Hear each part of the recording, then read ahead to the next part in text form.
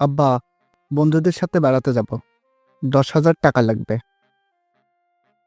10,000 টাকা? কি বলিস?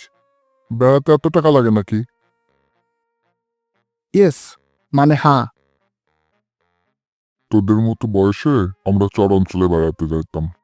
খুব অল্প পয়সার মধ্যে আমরা বেড়াতাম। তোদের মতো এত টাকা পয়সা উড়াতাম না। আমরাও তো বাবা চর অঞ্চলেই যাচ্ছি, পদ্মার চরে। পদ্মার চরে কি তোরা হেলিকপ্টারে যাচ্ছিস? যত টাকা লাগবে? পাগলের মতো কথা বলছো কেন আব্বা? আমরা লঞ্চে যাব। হা হা হা হা। তুই তো সাঁতার জানিস না। সাঁতার না জেনে লঞ্চে ওঠা খুবই বিপজ্জনক এবং ঝুঁকিপূর্ণ। যা, তোর যাওয়া হবে না।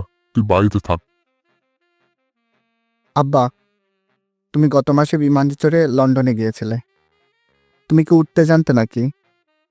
বিমানে চড়াও তো ঝুঁকিপূর্ণ।